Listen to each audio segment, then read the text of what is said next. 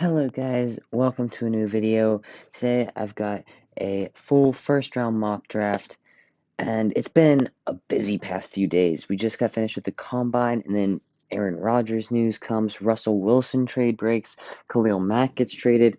Holy crap, it's been wild. So I figured it's about time I update my mock draft. So here we go. Number one overall, and this is a pick that's already changed, and it's Aidan Hutchinson. It was Evan Neal for me all the way. And then they just went and shored up their tackle spot with the franchise tag, right? So now I think you got to go somewhere else. I mean, you could still go tackle, but I don't think it's the right move. So Aidan Hutchinson goes one, and that kind of screws over Detroit at two, where I've seen a lot of people now going Kyle Hamilton. I still think Kayvon Thibodeau is worth that number two pick, right? We mocked it for a long time there, and people have, Kayvon Thibodeau's been falling mainly because of character stuff, and I'm not buying into it. I'm gonna be honest. So three with the Texans, and they're going Evan Neal. If he's there, they're taking him at three. I really don't think there's any other way you go. And then Ike Ekwonu going four, and that kind of screws over the Giants here, right? I've seen some people go Trayvon Walker, Charles Cross, obviously. I'm not sure. I don't think you go Hamilton. I've seen some people going Sauce Gardner here, and I don't mind that, but I am going to go Charles Cross. I think you've got to address the offensive line. You said you were going to do it, said you're going to give Daniel Jones some protection. You got to do it here early. Six with the Panthers. I think the Panthers are going to make a play. Or maybe a Deshaun Watson. Maybe it's someone more like a Teddy Bridgewater. Jimmy Garoppolo, but I'm not sure. But I don't think you're drafting a QB.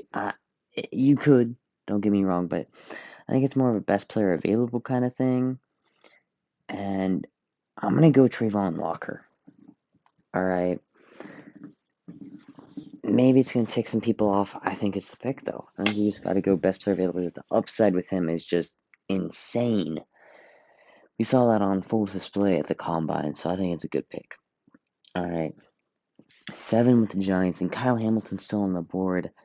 Derek Stingley's still on the board. Sauce Gardner. There's some good edge rushers here too, but I am going to take Sauce Gardner. And it's just that secondary. I'm not sure. Not the secondary as a whole, just the corner room. There's some guys who could be on the trade block. Bradbury. I don't know. Heard some rumblings though, right? So 8 with the Falcons, and this is a tough one. You got a lot of needs, and you gotta win, right? You've got a very short window with Matt Ryan to win.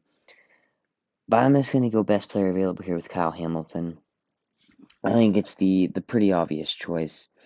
Now this is a tough one. Seahawks. First time I've had to mock them in the first round, and the question is to quarterback or not to quarterback. That's the big question. And for me, the answer is to not. I don't think the value's there in this draft. I think you wait. So we're going to go with David Ajabo here. One of the highest upside edge rushers just behind Trayvon Walker and obviously the top two guys. Moved really good at Michigan alongside Hutchinson. And I think he's going to be a beast. I think he's much more than a passing down specialist. That's what a lot of people see. I think he could be much more than that. All right, we got the Jets up next, and I think they are ecstatic with landing Stingley at 10. I think he could be a top 5 prospect in this draft. Really could. So landing him here at 10 is great value. 11 with Washington. Okay. This is a tough pick. I really like Garrett Wilson here, I think. I think I'm going to do it. I think you need to get a true number one receiver. I think Garrett Wilson could be that guy. The Vikings at 12. This is another interesting pick. Another place I could see a quarterback maybe going. Maybe this is where Malik Willis goes off the board. I also think that defense needs a lot of help. I don't think quarterback's the biggest need right now on that team. I'm going to go with Jordan Davis, a hot riser from the combine. This dude is just so athletically gifted, it's insane. It really is. He is a top tier talent in this draft. I think 12 is a good landing spot. Good landing spot for him. Except the Browns. So I've pretty much been mocking them receiver like every pick every mock. And I think that's going to continue with Drake London on the board. My new receiver 2. I had Treylon Burks there, maybe receiver 1, but didn't have the combine I was hoping for. I still think he's receiver 3, but I do think the gap between him and like Olave is a lot closer than it was. And Williams. All right. Baltimore Ravens at 14, and this pick's actually an easy one for me. With Jermaine Johnson still on the board, I think it's great value for the Ravens. 15 with the Philadelphia Eagles, and they're going to take another good value pick with George Karlaftis, another edge rusher going off the board. And we got back-to-back picks here, and you know what? Guy who's still on the board, wow, they are low on him. Devin Lloyd. Now, Lloyd didn't quite have the combine I was hoping for. Not to say that he was bad necessarily, not quite up to my expectations, but he still looked really good, and the film is there on him for sure. 17 with the Chargers. Actually, another pretty easy pick for me. Trevor Penning. Gotta get help on that offensive line, and Penning does it. I think NFL is going to be high on him. He's got the mentality that you're looking for. Looks really good. The Saints. Ooh, I think if Malik Willis is on the board at 18, you take him. If it's any other quarterback, I think you pass. Take Treylon Burks probably. Since it's Willis though, since he's falling, I think you take a chance on him. Maybe the Eagles do that too. Maybe you gotta wonder if he's something similar to what you have in Hurts. Better runner for sure, but I don't know. So Eagles back on the board, and the guy I was looking at is still here, Trent McDuffie. I mean, it's just he's a top 12, top 15 guy for me in this draft. I love this pick. Next up, we're taking the hometown hero, Kenny Pickett. Come save this franchise, hopefully. That they really would have liked to see Malik Willis. If he falls that far, I could see them trading up to 15 or 16 with the Eagles. I could really see that happening if Malik Willis falls that far. They seem really in love with him. But who knows? It's the draft. Next pick, man, I really just like the fit in the combo of Mac Jones and Treylon Burks. That is too appealing to me to pass on. Next up, Tyler Linderbaum is here. If you're the Raiders, I don't think you pass on the best lineman available in my eyes. Now, Cardinals, I think you almost have to take a corner. Andrew Booth Jr. is on the board. Best corner available for me. 24 the Cowboys. Man, this is interesting. I think I'm going to go Devontae Wyatt, though. Another big riser. All the interior defensive linemen, I feel like, tested out really well. None of them can compare to Jordan Davis, but they all tested out well in their own right. The Bills up next, and this one's interesting. I actually like Chris Olave here, though. Absolute burner. Probably the best deep threat in this class.